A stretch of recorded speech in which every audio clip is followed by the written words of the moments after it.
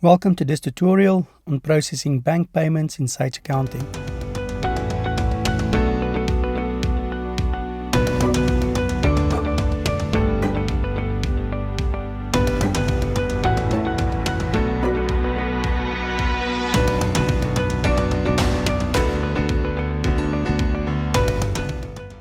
Processing in this context means to allocate and classify bank payments after the bank statements have been imported to Sage.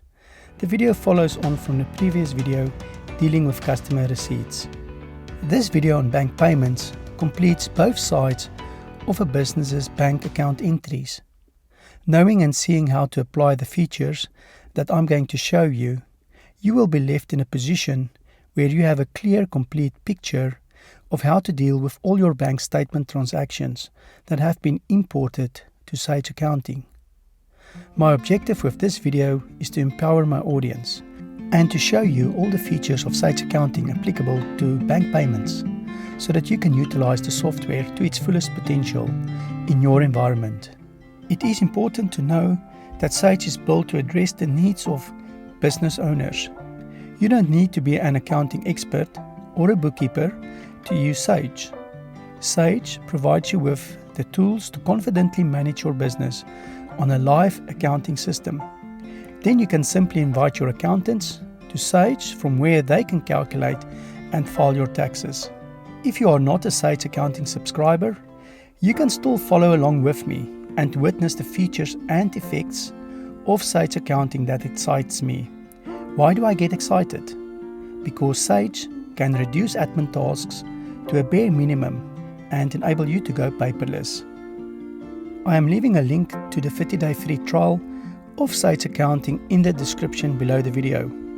Just that you know, I earn commission from Sage should you eventually buy Sage Accounting from my link. Let's see what we are going to cover in this video. Why are bank payments important? Learn how to navigate yourself within Sage Accounting. The banking section layout, what the headings mean and how they guide you to perform banking processing, how to allocate a supplier payment and match it to a supplier invoice, how to set up bank rules to speed up processing, from not a single bank transaction being allocated to dealing with a bulk load of transactions in a jiffy, how to let Sage automatically change the payee name and description in your cashbook, how to sort and group transactions together. This helps a lot bringing clarity to the table. How to allocate a payment to a general ledger expense account.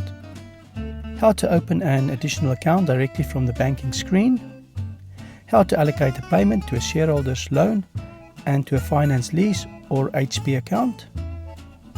How to add more cashbooks and deal with transfers between bank accounts and petty cash. How to allocate a VAT transaction. How to split bank payment transactions, and much more. I have created chapters to all of these that can be found in the description below to assist you to navigate to the different subjects within the video. Why do businesses even record bank payments? Businesses will not be operational or functional if it was not for the important aspect of recording and reporting of bank payments in an accounting system. Banks do an excellent job of processing transactions and keeping a record or ledger of the money flow in your business.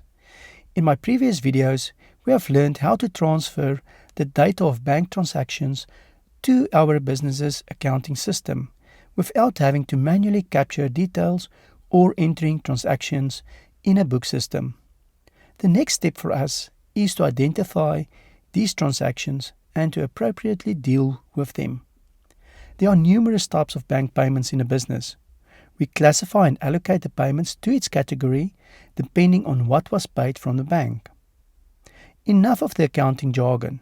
Let's move ahead where I'm going to show you how it all comes together in a practical example in Sage Accounting.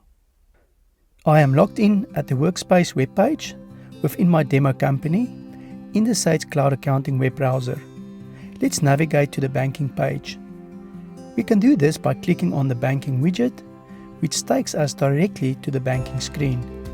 In the banking screen, select the bank account that you want to work with, and all the transactions imported will appear in the New Transactions tab. There is an alternative way to reach our banking destination, and perhaps my favorite way, because you can get to the bank transactions, also known as a cashbook, from anywhere within Sage. Here I am at the dashboard screen. In the top navigation menu bar, click on Banking, down to Transactions, and to the right to Banking again. You get an idea of what you are going to have to deal with by scrolling down to the bottom of the page. The unallocated expense in orange font is telling me exactly what it is. These transactions still have to be assigned or classified to its appropriate category. At the bottom of the page, I can see that there are 137 transactions to be processed, which is spread over 3 pages. I've set my profile settings to 50 transactions per page, which is the maximum number of transactions that can be displayed on a single page. You can jump between pages by clicking on the page number to get an overview of the bank transactions. You do not see any bank receipts because I deleted it, so that I can focus on and show you clearly all there is to know about bank payments. Bank transactions can be sorted by the heading descriptions, and in that way you can separate bank payments from bank receipts if you want to deal with them separately. Allocating customer bank receipts have been dealt with by me in a previous video that you can find on our YouTube channel. Page 3 is the last page that contains data, and once I've scrolled to the top of page 3, I have an overview of what needs to be done. The banking page in Sage looks like a spreadsheet with heading columns and transaction rows. The headings are important as a guide to your bank process, and its layout can be reorganized as per your preferences. Let's take a quick look at the headings of my cashbook. The date of the transactions. The payee can be filled in or left blank if enough detail is presented in the next description column, which is the description that was entered for the transaction when doing the bank payment. It is important for your business to pay attention to what description is being used in the bank when making a payment to a supplier, as you will see later in the video when we set up the bank statement mapping rules. Type. There are 5 types of bank transactions that you can choose from. The types are the account for processing directly to an expense ledger account like bank charges or interest paid. Customer type transaction for allocating receipts to specific customer accounts. Supplier for allocating payments to supplier accounts and normally to match a payment to a supplier bill. Transfer for recording transfers between different bank or cash accounts. VAT payments and receipts are selected to allocate a VAT transaction between the business and revenue service. You are going to see examples of all of these types of transactions in this video, except for the customer receipts because I showed comprehensive examples of customer receipts in my previous video. The selection heading for selecting the income and expense category or the specific supplier and customer account or the specific bank account in case of a transfer or a specific VAT period that you want to allocate a VAT payment or receipt. The reference, which is a unique identifier of a transaction. Upon import of bank statements, this number is created by the system and you do not have to pay it any attention at this stage. VAT is to classify the VAT as standard rate, 0, exempt, or no VAT. When paying suppliers, there should be no VAT, as VAT has been dealt with when a supplier invoice was recorded in the accounting system. More on this in future videos to follow. Then the spend column is where my focus will be on today, which is my bank payment amounts. We have the received column for our bank deposits and receipts. The RSC dot abbreviation is the bank reconciliation confirming that the amount agrees to what actually occurred in the bank statement. Without me having done anything yet with these transactions, you can see many tick marks. This is because the bank transactions were imported from the bank statement, which means that this should agree and reconcile to what we have here. With manual captured entries, there will not be any tick marks in the reconcile tick box. next to the transactions. The department is unique to this example. It is an analysis code which you will not have if you have not set up any analysis codes in Sage for your business. Then we have the action main heading column with subsections for various actions in the transaction line. When you click on the show more or less downward arrow, the space for additional information on a transaction opens. This is handy to expand on a transaction. I use this section to add discounts received, selecting more analysis codes if applicable, adding a cost to a project, if the business uses the Sage time tracking module, and a comment section to lengthily expand on a transaction.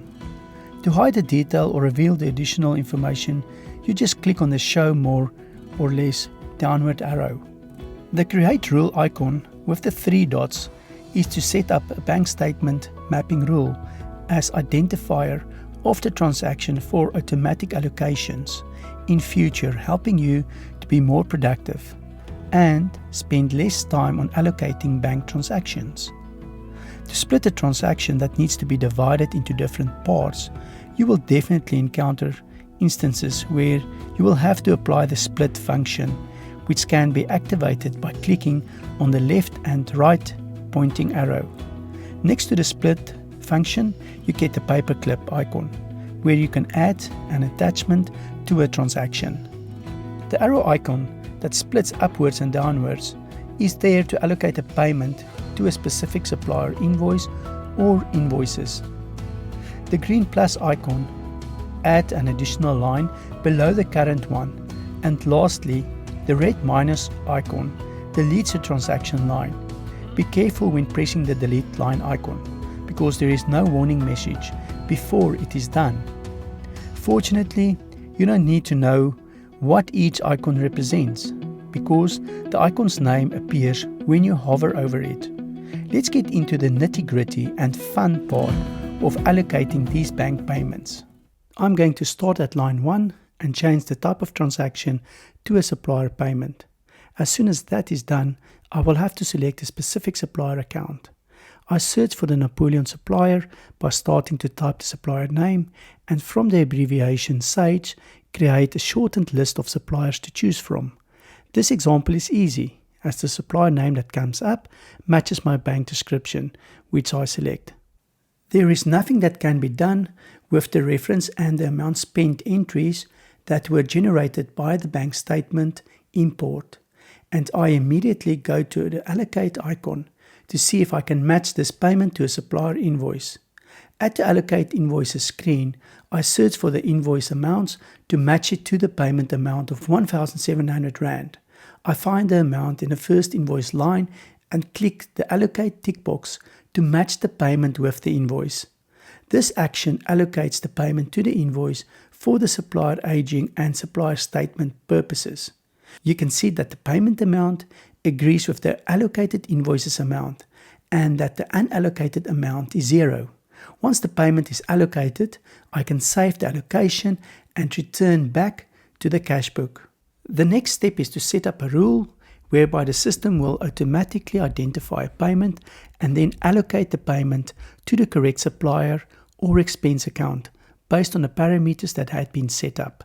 I'm going to show you how to do it, starting with this supplier. And I want you to pay close attention to the effect this feature of Sage is going to have on the rest of the remaining payments to this supplier. If you have Sage and have not yet worked with bank mapping rules before, or have not mastered it fully, I invite you to pause the video right now. Open your Sage accounting and play this game with me. It is going to be so much fun to see efficiency like poetry in motion. I'm going to process all of these 137 transactions within minutes, but even better than that, I'm going to show you how to set yourself up for future success by understanding and applying bank rules. To activate the bank rule, you simply click on the Create Rule icon at the transaction line. The full name of this Sage accounting feature is called the Bank Statement Mapping Rules, which is the heading of the next screen that will open. The first field is computed from the bank description when you set up the rule. The text in the description matches the description found in your bank statement and thereby sets the common criteria that will enable Sage to recognize the bank transaction and then allocate it in the same manner as you have just done. For the rule to work, a constant is needed, like naming the bank payment Napoleon, which then tells Sage that this transaction belongs to the Napoleon supplier. You can also use a supplier code when making a bank payment, as long as there is a constant in the description that can be used over and over again. For this reason, an invoice number cannot be used when making a payment and to set up a rule, because the invoice number is a variable that always changes. You will see from this example exactly what I mean as I leave the mapping text Napoleon. The second field where you enter a payee name is optional, and I'm going to add Napoleon Surf Shop so that you can see the effect thereof in my banking cashbook. The third field is also optional, and when I enter text into this field, it is going to replace the description field in my cashbook with the text that I'm entering here. The bank mapping rule is activated by saving it. Now you can see the effect that the rule had on the payee field that now contains text. The description field has also been amended with the data that I filled in. And most importantly, the software recognized other transactions based on the criteria set in the bank statement mapping rule and automatically completing those transactions. Let's look at the screenshot before the bank statement mapping rule. You can see that these transactions were amended and allocated when comparing it to how the bank transactions look after the rule had been applied. When I scroll down and to other pages, you can really witness the bank rule doing its job of completing allocations and reducing my work. Once I've set up a bank rule and transactions are already pre-classified, the next step for me is to allocate the payments and then mark the transactions as reviewed to move it to the reviewed transactions area. I have mentioned earlier that you can sort the bank transactions by clicking on any of the headings to sort it according to the data under that heading. I'm going to use the power of sorting to find all the payments allocated to the Napoleon supplier from the bank mapping rule by clicking on the selection heading. Since this is the only payment range that has been categorized, Napoleon is easy to find as it is moved to the top. Again, I allocate the payments to invoices. This process is also known as matching and popularly named matching by other cloud accounting software programs. When it is all done, I mark the transactions as reviewed. Let's deal with the payment in the first line. This is not a supplier transaction. Therefore, I'm going to leave the type of transactions as an account that will be categorized under repairs and maintenance. I know the description of the transaction and type material. VAT is claimable in this case and set as standard rate claimable. The amount is completed, and from the paperclip that has now an orange color, I know that there is an attachment to this transaction line. The attachment is most likely the supporting supplier invoice. I know by now from experience with the reference numbering of text that this transaction was generated in the DEX software and published to Sage Accounting through the integration function. There are a few DEX videos on my channel if you want to find out more about DEX. I plan to reveal much more information about how DEX and Sage Accounting works well together to provide an integrated business solution. Mark the transaction as reviewed to clear it off our table. The next transaction is another typical account type transaction, and from the description, ABSA monthly fee, ABSA being the bank account, it can be categorized under bank charges, which is easily found under our selection column by starting to type the word bank. And the bank charges account appears and I select it. The reference, VAT standard rate claimable, and the amount is correct. You can also create a bank rule for account type transactions which frequently occur. That is exactly what I'm going to do now with this payment to improve my productivity. Click on the three dots to create a rule icon.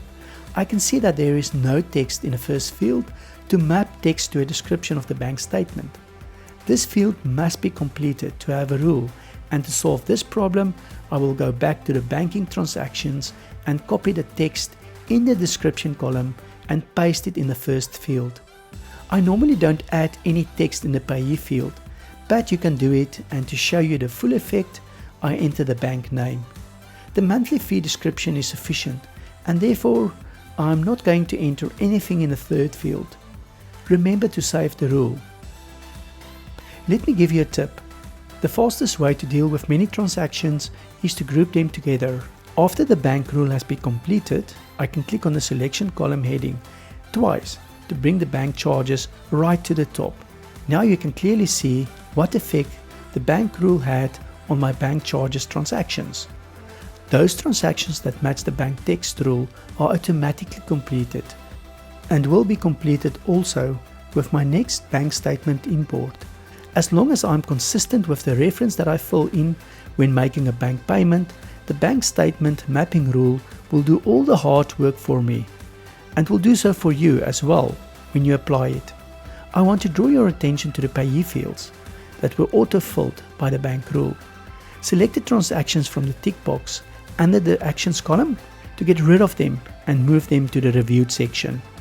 I'm going to interrupt myself now and quickly show you how to create a general ledger account as I see the name Clark Kent in the third transaction line, knowing that there is no such account in this set of books.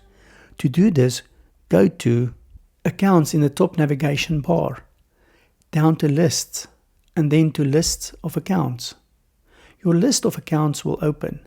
As I scroll down, you will see that we do not have a Clark Kent loan account, also not on the second page of the list of accounts. I will indeed need to add the account. To add an account, click on the blue Add an Account button and the new account screen will open. Type in the name of the account. Select the category of the account. I like to complete the default VAT type because it auto-fills the VAT field and reduces your work of selecting a VAT type when you have a transaction entry to this account. You can add extended descriptions to an account as well as notes. I have enough information here and I press Save, where I'm taken back to the list of accounts. Let me show you another great feature at the list of accounts, and that is how to quickly find an account or range of accounts that you are looking for. You use the search function, and this is how it works. Let's say I would like to see all the loan accounts that have been created in this set of books. I go to the search field, type in the word loan, click on the search looking glass, and all the account names that contain the word loan will be displayed with its category. There you can see the loan Clark Kent account I have just created. From here you can make changes to accounts, mark them as inactive, or delete them if you need to. You will definitely need this feature at some point in the future. Let's go back to the banking screen to continue with the bank payments allocations. We will deal with Clark Kent later when the payment comes up, and I'm going to carry on allocating from the top transaction line.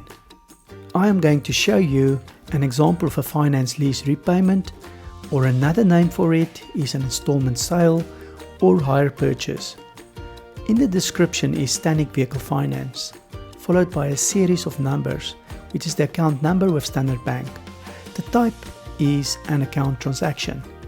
To make an account selection, I search for Standard, and the Standard Finance account appears under the non-current liabilities. I select it, and this account is set as a no VAT transaction, which is correct, and the amount populated from the bank is entered in the spend column. Let's create a rule to fast track our postings now and in the future. Again, there is no entry that appears in the text mapping description, which is abnormal because it is normally populated from the bank description. If this happens to you, do not fear. Go back to the new transactions banking screen. Copy the bank description. Open the create rule again and paste the bank description in the first field. The number 11 at the back of the account number changes with each month's payment, and I delete it to create a rule based on text that is less strict and which will always form part of the description. Let's save the rule without making any more changes. To find the standing finance transactions, I sort by the account selection. Standing finance will be identified easily because it is the only payment that have been allocated. The rest of the payments are still classified as unallocated expenses. You can see that the bank mapping rule works on debit order account type transactions that vary because I've set the rule on the part of the description that is fixed over all the periods that the debit order payments are deducted from the bank account. Let's move the standing finance transactions out of our way. Now we are going to deal with a supplier payment again. I'm going to slowly talk you through this supplier transaction and give you the steps again. After we are finished dealing with this supplier payment, you will have a clear idea of how it works and you will not need me to go through it slowly again. The first step is in the type column, select supplier. Step 2, find a supplier account and select it. Step 3, allocate the payment to a supplier invoice by matching the payment and invoice and save it. Step 4, create a bank rule. Enter the non-compulsory payee name or display description field. Save the bank statement mapping rule. Step 5, group the payments to the same supplier by using the sort function in the column headings.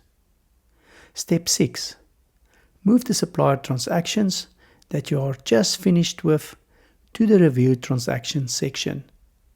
Next we are going to process a VAT payment, and this is where we put the VAT type transaction to use. Normally the VAT periods will appear in the selection field, but since I have not closed any VAT periods yet in the demo company, I can only select the VAT payment or refund. It is a no VAT claimable transaction that I can move to the review transactions as I'm finished with it. As I work through the transactions from the top, the Clark Kent loan payments are next, and I copy the bank payment description to the rule and save it. Let me show you what happens when we do a different type of grouping, and this time we sort the bank transactions by description. It is clear that this is also a great way of grouping transactions together. We use grouping because it helps us to work faster and with more clarity through our transactions. We have our first bank transfer transaction with the ATM withdrawal. Why? Because I'm going to transfer the ATM withdrawal to cash. For this to work, we must have a cashbook in our books.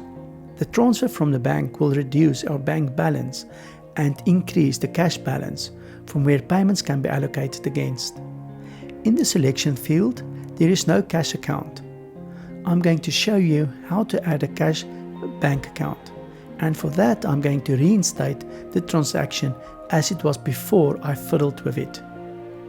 To open another bank account, head over to the banking in the top navigation bar, down to lists, and then to the right to list of banks and credit cards, and click on it. A list of bank accounts will open.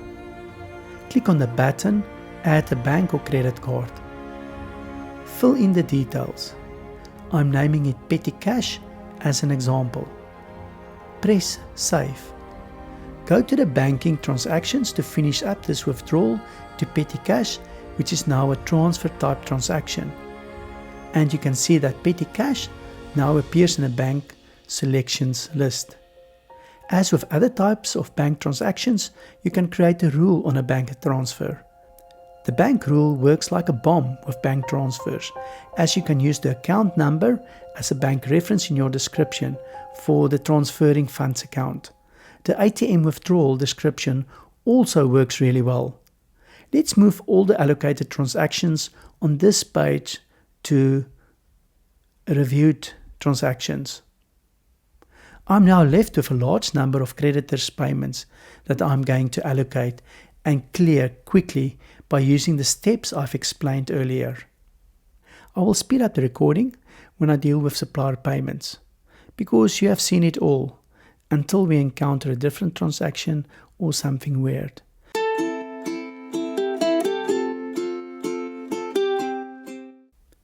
I want you to pay attention to how I'm only allocating and matching payments to invoices after the bank rule has been set up.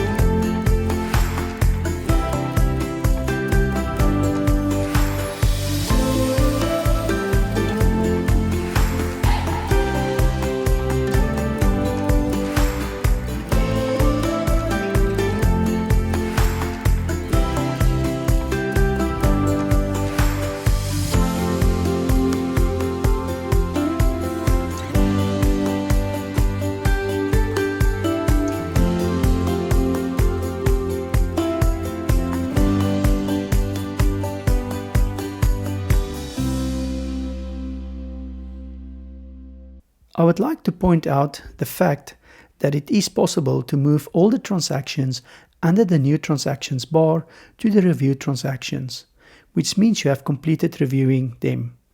You do this by clicking on the actions tick box next to the date.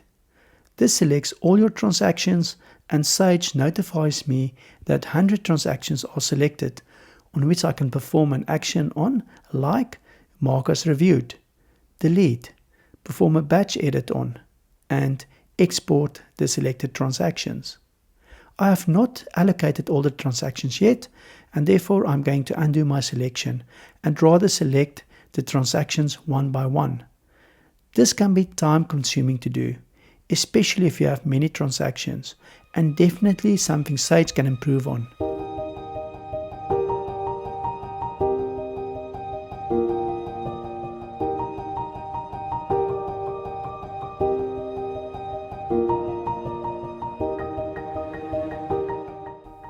All the transactions are now selected, and I want you to pay attention to what is going to happen when I mark them as reviewed.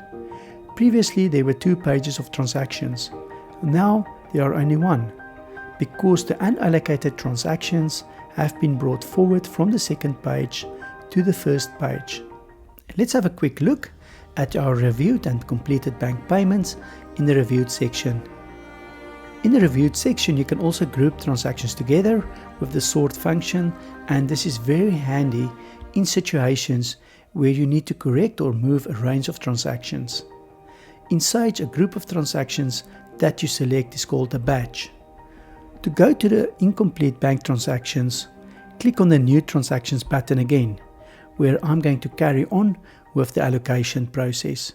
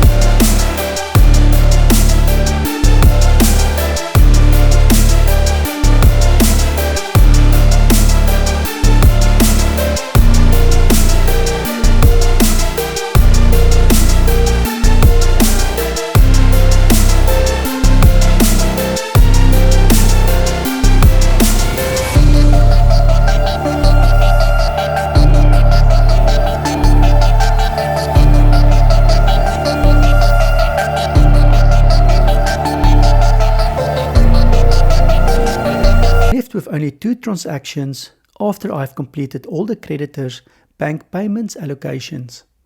This is the perfect opportunity to show you how to split a transaction in two. Let's assume that this payment is for VAT and for payroll taxes to revenue services. How do we split this transaction into 2 parts? You can do it manually by allocating the transaction line and then adding an additional line below the current one. Copy the date, the description, and allocate the transaction to the correct category. Copy the reference to the second line and type in the split amount of the second part of the transaction in the second line and adjust the first transaction's line amount. You need to ensure that both amounts agree to the original transaction amount. Although this is a workaround solution and not the fastest way of doing a split, you will find yourself in situations where you have no choice but to perform a split like I just showed. The reason for that is that you cannot perform a payment split to a customer in case of a refund, as an example using Sage's split feature. So how does Sage's built-in split feature work? Let's assume that the last payment for the payroll taxes to revenue services included penalties. Of course, penalties do not form part of the payroll taxes, and we have to separate this transaction into 2 parts. Sage designed the split transaction feature for exactly this purpose. Make your allocation selection for any part of this transaction. The first part of the transaction belongs with salaries and wages. Then click on the left and right pointing arrow icon, which represents splitting, and the split transaction subscreen will open. In this area, we can split the transactions into many different amounts and categories. As I scroll through my available list of accounts, I notice that there is not an account for penalties and interest. We will have to add it first by clicking on the Add New option. In the Add New Account subscreen, enter the account name. This is an expense type of account, which is what I choose in the account category, and press Save. Now the account has been added without me having to leave this important section that I've been busy with. No VAT is claimable on such penalties and interest. I enter the penalty amount. The payroll taxes amount to 20,000 Rand, which is what I enter in the first line. The payment total to what I must balance to is always at the bottom. The split total makes up the sum of all the amounts I have splitted, and the remainder is the amount that still needs to be categorized in the split section. Note that Sage will not update this transaction unless the split total agrees with the transaction total and the remainder is 0. click on Save to save the split. The type and selection description informs you that the Sage split has been performed on this transaction line. You can find the completed transactions within your Review Transactions screen, where all the bank transactions are kept and stored. If you need to view transactions for a date range, you can find them by searching by date, like I'm showing you here. Or you can perform a search for transactions on a specific date, like I'm doing here for the 30th of September. There you have it. We have processed, allocated and reviewed all 157 bank payments transactions. Hopefully you have seen enough in this video to successfully apply the amazing features of Sage Accounting to reduce your admin work, pivoting you into efficiency and still being precise. The video will be available for you to use as reference to come back to when you are facing the challenge of allocating bank payments. Thank you for watching.